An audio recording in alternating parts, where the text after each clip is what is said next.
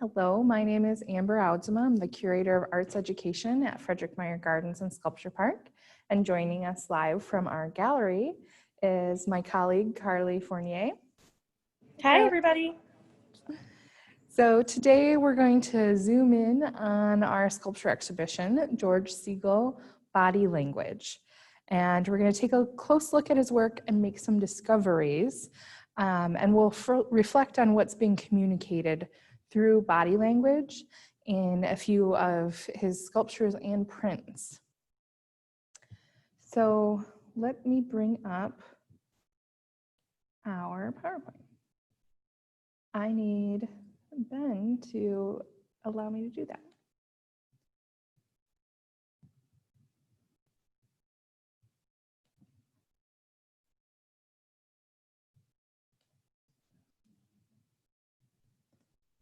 It just says that the host is disabled this participant screen sharing.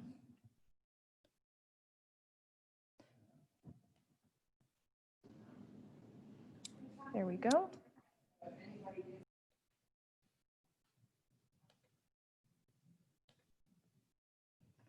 Here we are. So we see George Segal's bus passengers here.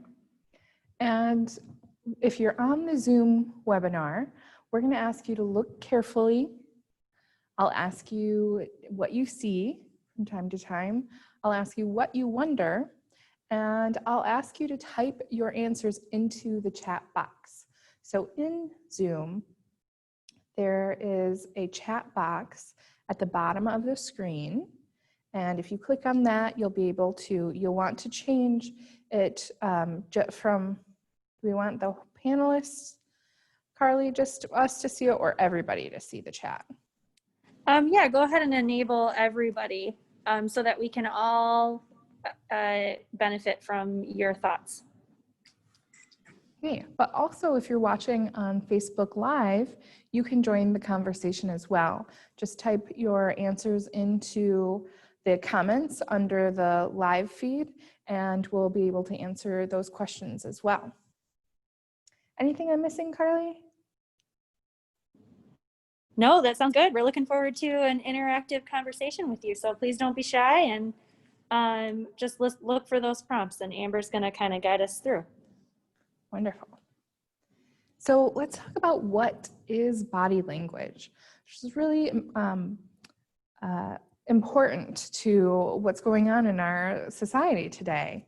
So body language is the movements or position of your body that expresses your thoughts or feelings.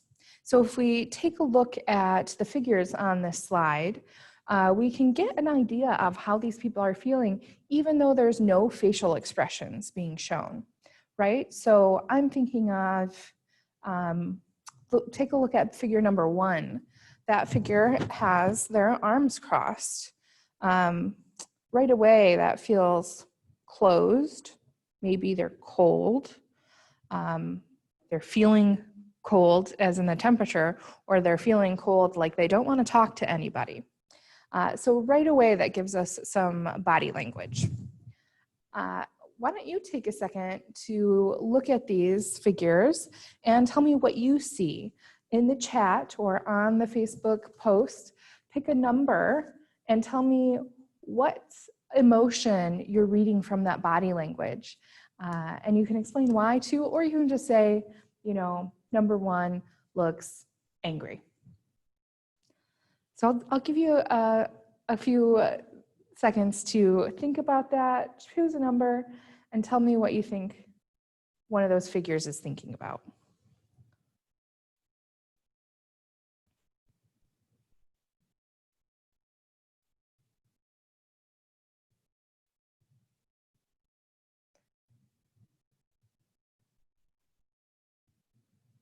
And Carly might help me with the chat because I can't, it's not popping up on my screen anymore. As soon as somebody types their answer in, Amber, it should. So we might have just folks thinking, but I can go ahead and share some of my thoughts. I'm looking at number 13. Oh, here we go. Geraldine is saying 8 is challenging something that someone else said. Ooh. So what tells you that, Geraldine? What are they doing with their body that is making you think that?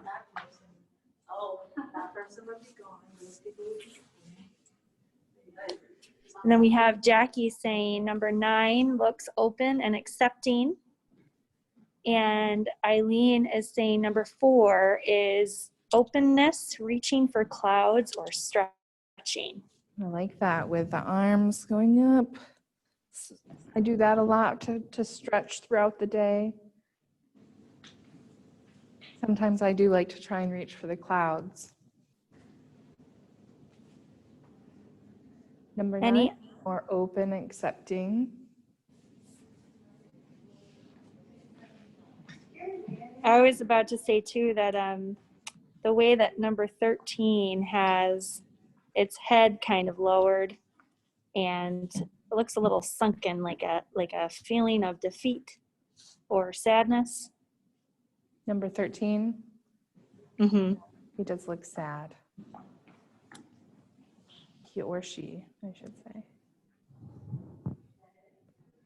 Jody says the 3rd row seems exhausted or tired. And then Anne from Facebook says number 17 seems inconsiderate or oblivious.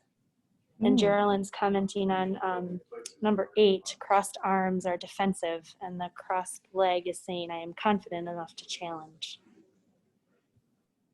Janet says 11 knows it all. Call on me.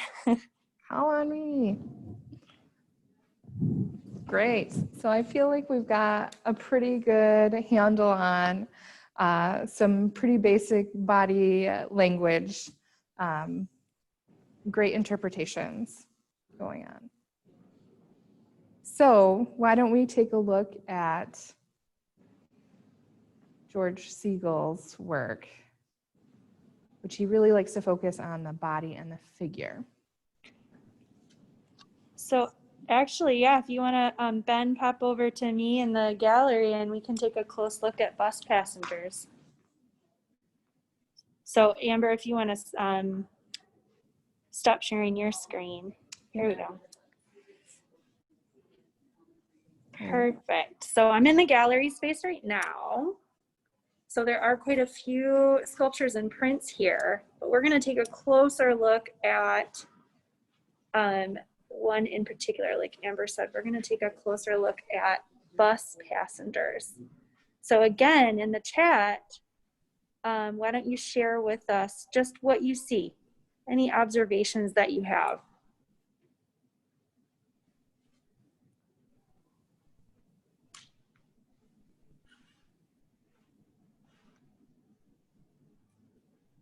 The question is, what do you see?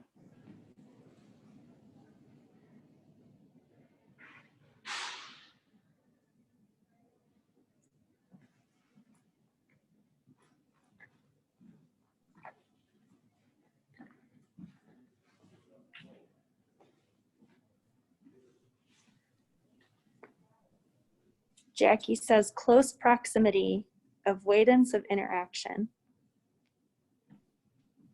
Everyone in deep thought, maybe about their day or life in general.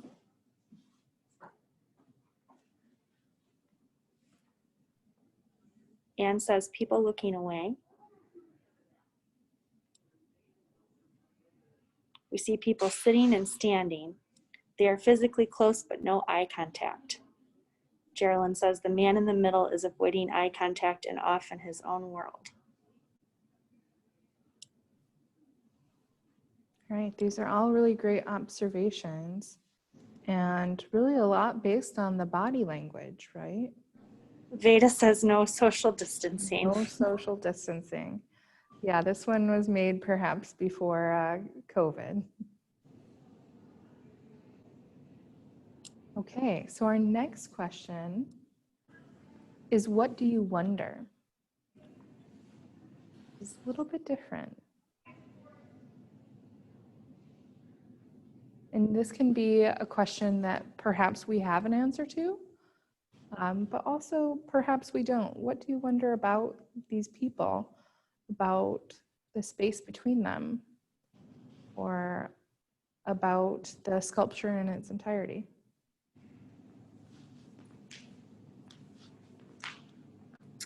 I wonder if they like being by each other, says Eileen.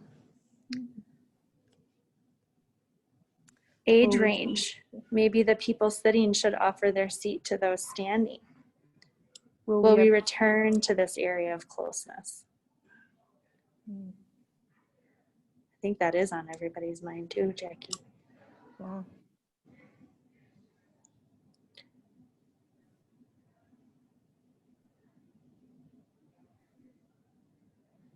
Janet says, it does look like a bus ride. 2 men gave up their seat and 1 man is still sitting.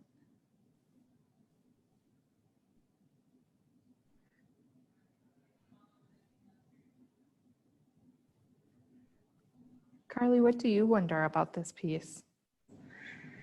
I wonder a lot of things. My mind goes first to how was this sculpture made? I'm wondering about the material. I'm wondering about the color, if there's a significance in the color choice of the bus seats. And then Geraldine says, I wonder if the sitting passengers feel a little intimidated.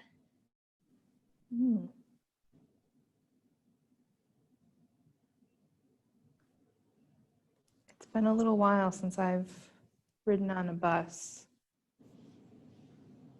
but I remember feeling a little intimidated sometimes while I was sitting. Jody says, beautiful piece of art. Yeah. So let me give you a little bit of a context about this piece. The process that George Segal used was to take strips of bandages, dip them into plaster, and then wrap them around his model. So the sculptures, the figures in the sculptures are true likenesses of the people that he cast in this plaster. And the process is very similar, or actually the exact same, as how you might have, if you had a broken bone, you would have your arm cast with a cast and using plaster and dipped in, or bandages dipped in plaster, so that your arm would be immobilized and your bone could heal. So that's the process that he used to create these. So we have a very realistic likeness of the figures. But we also notice that there's no color to the clothing or the skin color or the hair or any of those features there too. So we talked a little bit about this, but do you see anything that the body language is telling you versus the facial features and the emotion you might see in a face? And does the medium of plaster change how you feel about this at all? What does that medium of plaster symbolize for you?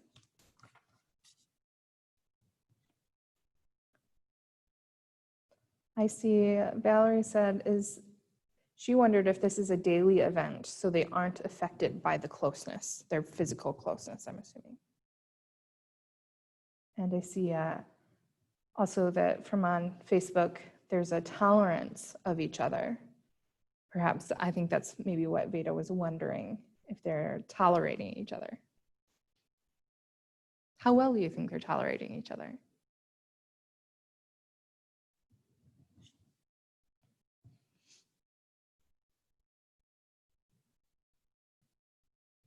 So I guess my question is, does the medium of the plaster affect how you feel about this? Susan from Facebook says that all the figures are equal, perhaps for the coloring. Jackie says the plaster casting process prevents eyes being open, so it prevents any displays of emotion other than the body language.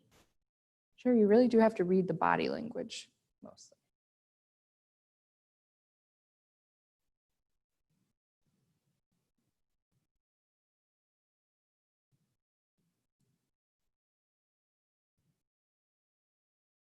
Sally said that plaster is rigid and cool to the touch, yet also really fragile.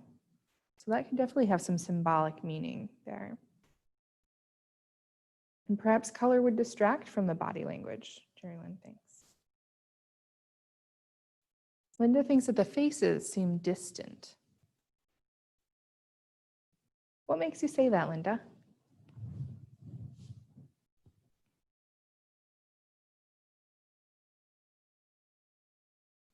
So even though they're very physically close, they're perhaps emotionally distant. Because they don't have an facial expression, Linda says.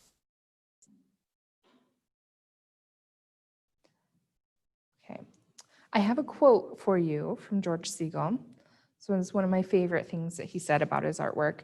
He said, "I pay an awful lot of attention to carving out the shape of the empty space in all my pieces. I've got to be impressed with the shape of the empty space that's going on between the figures." So as Carly moves around that sculpture, I'm wondering, how would you describe the space, the negative space, the space that's in between the figures there?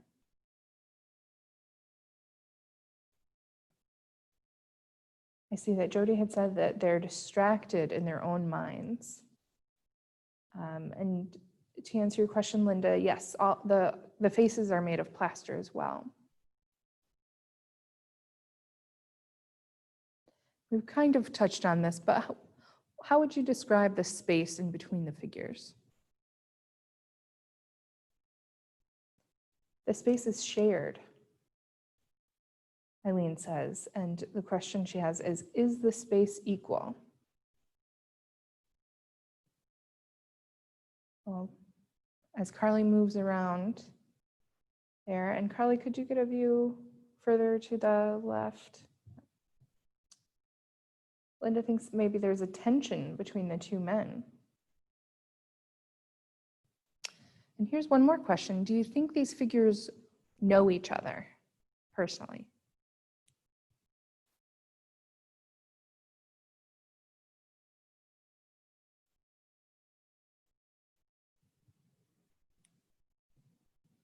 I like to point out look at the space between these first two figures, the standing male figure and the seated woman.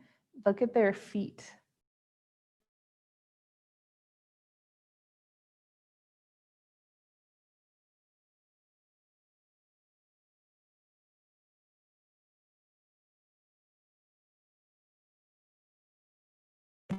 Be related. Otherwise, they seem pretty separate. There you go. Now you can see that space between their feet.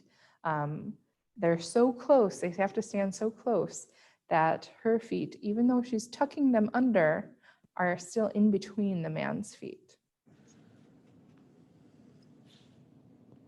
Okay.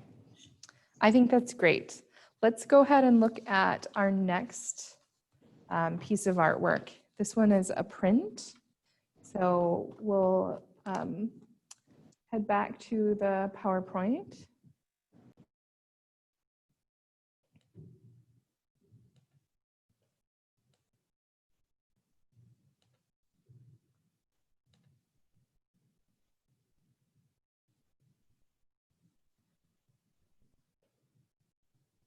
Okay. So here we have a print. It's called Girl in Red Shirt from George Segal. And let's start again with, what do you see? A very simple question.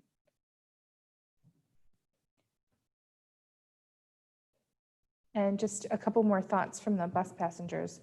If they knew each other, they're going through a lot because if they don't know each other, it's a crowded bus. And also from Facebook, Anne said, I don't think that they're acquainted.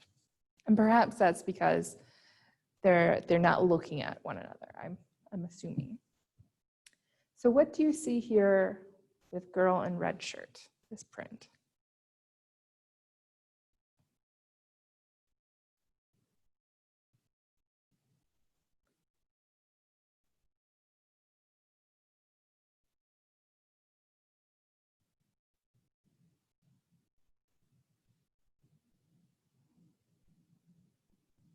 I'll admit this is a fairly simple composition. Linda thinks that even though the title mentions the shirt, she thinks it's more about the jeans. Eileen sees a torso, breast, jeans, a torso with jeans. It's not idealized, Valerie says. The clothing is tight and wrinkled.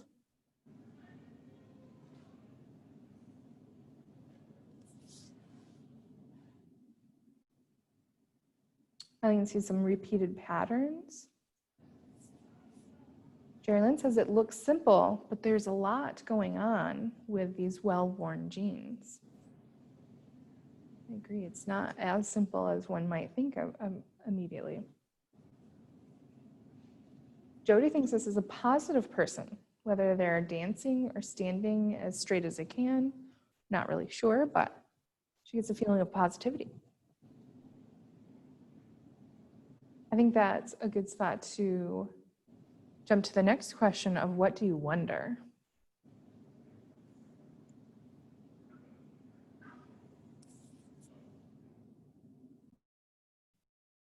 And I wonder if Jody is also talking about the positive space versus the negative space. Eileen wonders if their pants on fire. Why is the shirt lit up?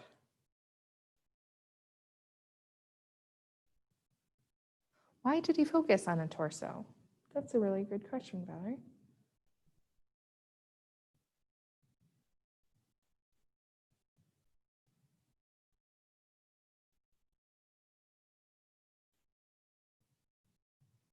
Carly, what do you wonder about this piece? I wonder, again, my immediate wonderings are how is this print made? And I wonder what type of movement this person is doing it. I'm seeing a lot of curves. So I wonder what type of position the rest of her limbs are in. Very good questions. And I can answer a little bit of your question, Carly. So we know that, well, I'll add, Jerry-Lynn says there's lots of energy. I wonder if the color red makes it seem so. That really leads to my next question too. So I can tell you that the models, once again, Segal was working with live models here. This is an aqua tint, but it's a kind of a mixture of different types of print processes. So the rosin would be placed on here, and rosin is something that is placed on a metal print for an aqua tint, and you can get various shades of light and dark with a rosin. And then also the models here would have been covered with ink, and then they pushed their bodies against the plate. And then the final paper was pressed against the plate and transferred the ink onto the paper. So this is different from the bus passengers in that we see a lot of color, but also we don't have any face to read emotion from here. So the color is another indication of mood for this piece. So between how the body is positioned and the color of that bright red, my next question for you is, what is the mood of this piece?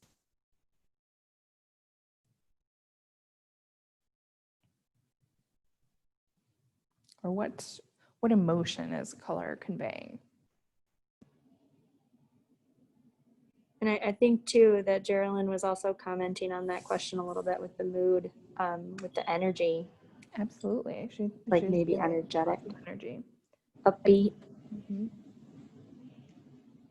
Vibrant, emotional, lying down or standing. Valerie says spirited, bright, and not afraid to be seen. And that one, Linda, I don't have the answer if it was lying down or standing. I'm not sure. Confidence and passion are exhibited, says Jackie.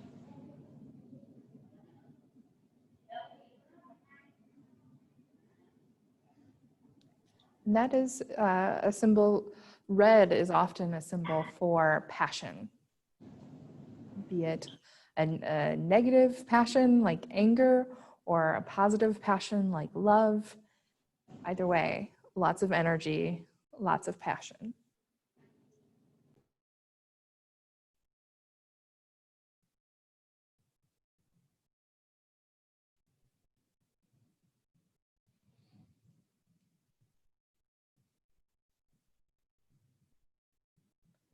And I'd say I agree here that that color really brings energy, vibrancy.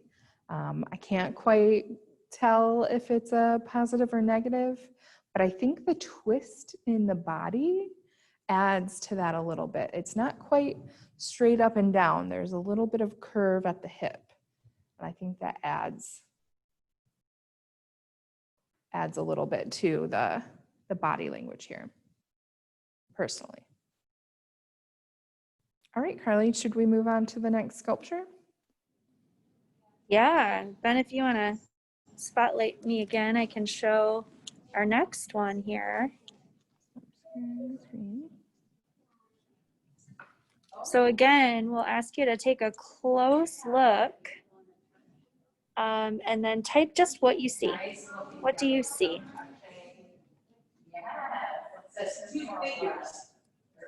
And I'm going to mute myself because we do have some visitors in the gallery, so it doesn't distract you. Oh my gosh, I see it. The title of this piece, since we had it on the other ones, is Seated Woman Reading. Linda Chervinka says, woman reading forward, a female reading on a folding chair. Eileen says a blue woman, hand and face, sitting in a folding chair at a table reading. That's what she sees. Valerie says a woman reading, but looks bored or tired. Valerie, what makes you say that she looks bored or tired? Eileen notices the shadows. You get a shadow from the chair and the table there. Valerie says the hand on the head and the eyes down, so she's looking at the body language there.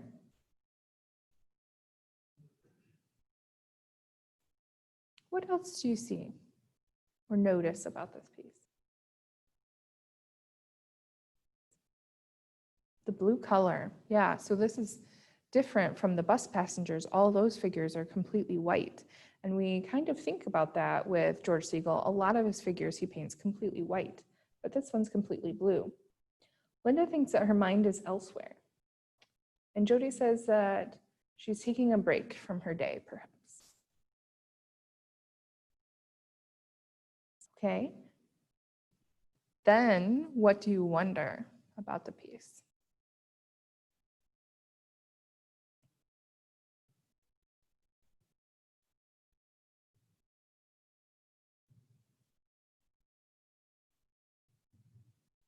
I like this angle because you can see the shadow from her feet, at least, as well. Linda's wondering what happened before. So perhaps what made her put her into this mood? Eileen wonders about her feet. What about her feet, Eileen? Where is she? Valerie wonders. She's not. This is not a standard desk or home furniture. So is she in public? Jackie wonders why the Gardens got to choose her reading material. I can answer that, Jackie. When George Segal originally made this, there was a newspaper, I believe, that article that she was reading, but that has since been lost. So she doesn't have a specific reading material that comes with her. So Meijer Gardens was able to pick which book she is reading, and she is reading about the La Grande Vitesse sculpture that is located downtown Grand Rapids. Eileen wonders if she's wearing slippers or socks or shoes. Good question, because that might determine the location of where she's at. Jerry Lynn wonders if she's tired and she's taking a break perhaps at the local library. So that would mean she's probably wearing shoes. I think the tired seems to be coming up a lot from folks, and I'm also connecting with that. And now that I'm standing here, I'm the head and the hand. And even though I cannot see her eyes, I can tell that the position of her head kind of leads me to think that she's actually not even reading right now, because it's pointed straight ahead versus tilted downward, as if she was looking. So it's almost as if she was reading, but maybe now lost in thought. Mm-hmm. Absolutely. So we have a reading material, but she's not quite looking down at it. And Jackie wonders if the original reading material might give some insight as to her body language. It's a good question. What about the color? It's not all white, it's all blue. So he's still using this monochromatic technique, and we know that color can really convey emotion. So how do you feel about this blue? Jody wonders if there are two colors. They're not two colors, it's the same color, but the way the light is cast on it, it creates shadows. So as you move around it, some spots look darker than others.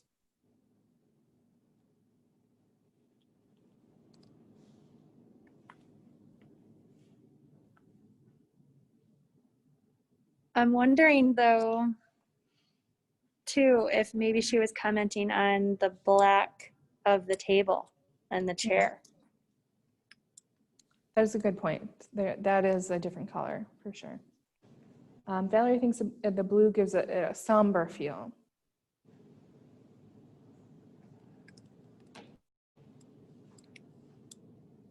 Eileen is noticing the four corners.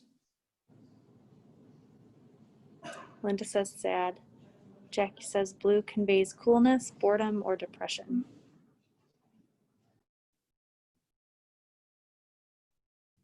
You know, we use the common phrase that someone has the blues. That means they feel sad or depressed.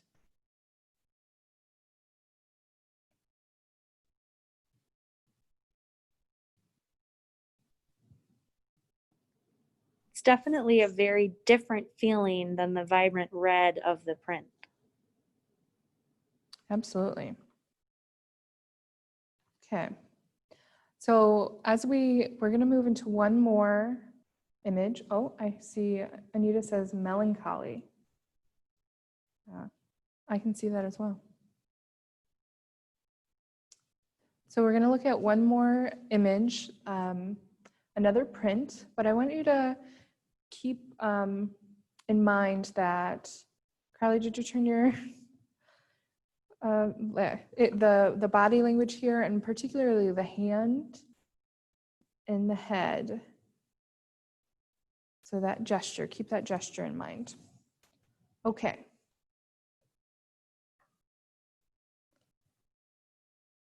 So one more piece.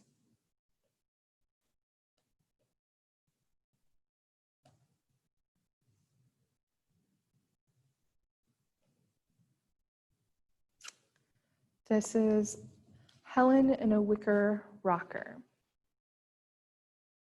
So by George Segal. This is a print, it's a screen print. So let's start back at the beginning. What do you see?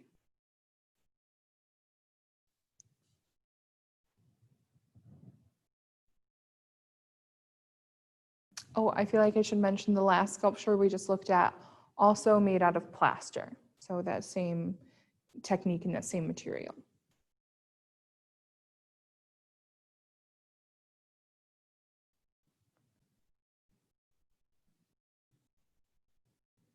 What do you see or what do you notice about Helen in a Wicker Rocker?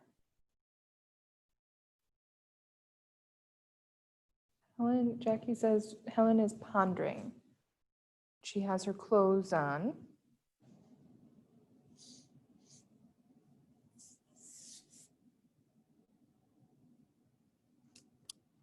which is a good point. Most of George Segal's figures are clothed, although we do have a sculpture in our sculpture park by George Segal that is a nude. And there is a long history and tradition of figures in artwork being nude. But here Helen has her clothing on. Linda's seeing vibrant colors. Her eyes are pondering. Perhaps she's about to say something. Eileen sees a faded hand and a hand to the face or mouth. She's noticing the texture in the chair, the floral print of her, this is actually a robe, and that raspberry color. But I think that's really observant, Eileen, to see the faded hand that's resting on her knee. Anita, again, one hand on the face and one hand relaxed out front. Valerie says she looks relaxed in her bathrobe in the morning.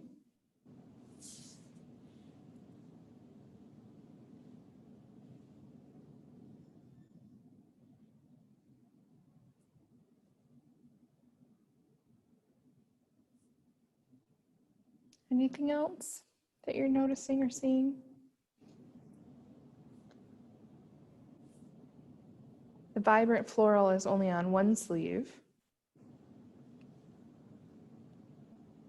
There's blue eyes, so there's color in the eyes here too. Carolyn says it's summer and she's sitting on a porch, wondering and planning. Susan from Facebook says, I see Helen as brooding over something, looking off into the distance. Valerie says the colorful surrounding versus the pale skin tone. So there's a little bit of a contrast there.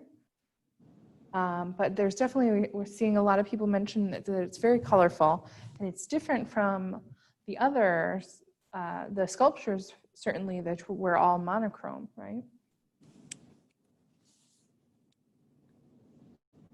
I guess next is, what do you wonder?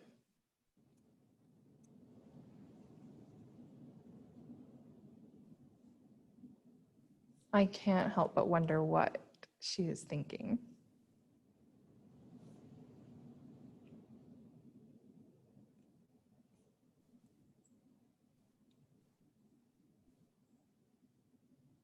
Valerie wonders if she's listening to someone.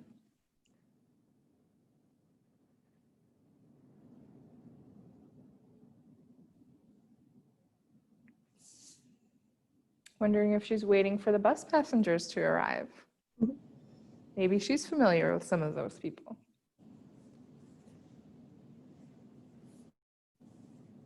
I wonder why it's important to show her eye color. Yeah, it's an interesting point.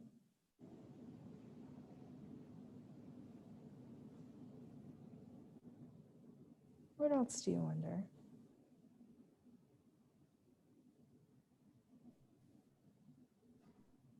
Carly, what do you wonder? I'm making connections again to the way that her hand is on her face and how there's the one finger kind of cradling the side of her face and then the other one kind of covering her lips. And I'm making my own connections to when I'm having a tough discussion with someone or not agreeing maybe with what they're saying. I tend to do that. It's almost like I force my lips closed so that I can listen and not interrupt.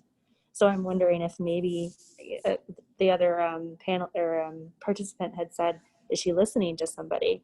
So now after that comment, I'm wondering, is she listening and what kind of discussion could she be listening to?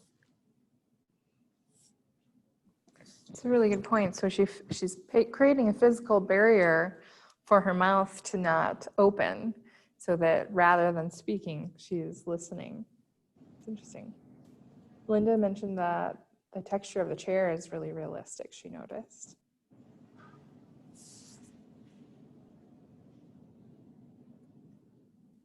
So in this piece, like I mentioned, this is a silk screen. So it's a different type of print from the aquatint that we saw earlier. And here each color needs a new screen. So when you put down your paper, the screen is only going to have openings for where you want that one color to go, and then it is pushed through the screen. Then that screen has to come off, and then another screen has to come on for each color. So since this is so colorful, there's a lot of screens involved to get this color. And while each of the pieces that we've looked at are very different in medium and even to a degree subject matter, in the closeness or the farther away, multiple people or one person, there is a theme that kind of goes through all of these. And this is body language, and that the human form and how we read each other's body language, right? So normally these colors, these bright reds, blue, orange, yellow, they're often pinks. They're all often associated with cheer and energy, as somebody mentioned, while that deep blue we saw on the last figure can represent calm, if nothing else, but we kind of took it to that next stage with boredom, and perhaps that relates to the body language. So my next question to you is how this hand gesture is a little bit similar to what we just saw with women reading. How is it different though? Because we're not getting, I hadn't seen anybody say that she is bored or tired. How is the hand gesture different enough to make you feel a different mood?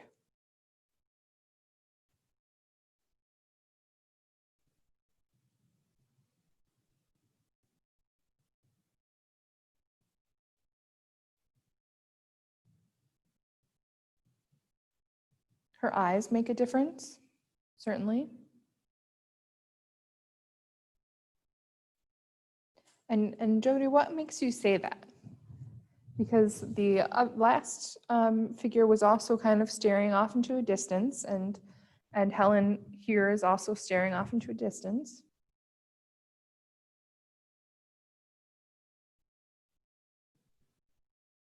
Linda says she's definitely engaged. And Valerie says the hand is not resting. The head is not resting on the hand. Plus the eyes are open. Okay. So while her hand is here, it's not holding the weight of her head up where you felt like maybe the last one was. Jody says color. The woman sitting may have been sleeping. We couldn't tell really with the blue because it was all painted the one color if her eyes were even open or not. I see. Anita says, as mentioned, the hand on the face is somewhat covering the mouth and the face, as if it's supporting it. So you're saying that just that simple change in the positions of the fingers of the hand can change how we interpret someone's body language. Isn't that amazing? I think that George Segal was really well able to capture that.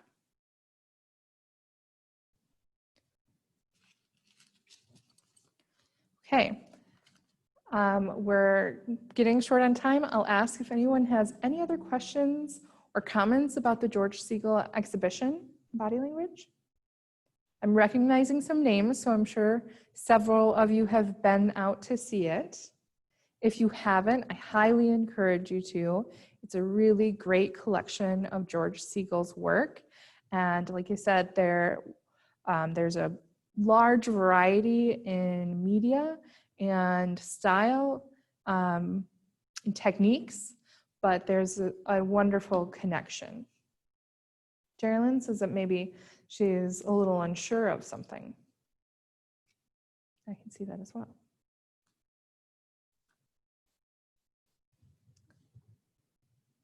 All right.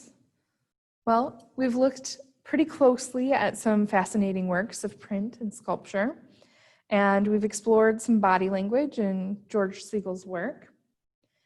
And especially now in the age of mask wearing all the time, it's really important to be able to interpret body language right now. So next time you're in public space, take a moment and notice the body language of the people that are around you.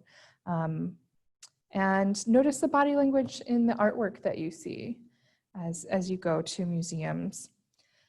And I want to say thank you for joining us today. And I hope that you take a little bit of time to think deeply about the artwork that you're seeing in the world around you. Thank you. And Amber, I just want to add too that so if folks are interested in participating in more of these, stay tuned to our Facebook page and our event page, and donate if you can. I know that Ben's going to pop the link in to pay what you can. And also there's a feedback form that's going to pop up as soon as you close the webinar. So if you could just take a moment and fill that out, we'd love to get your feedback and ideas on future programming. Thanks again. Have a great day, everybody. Thank you.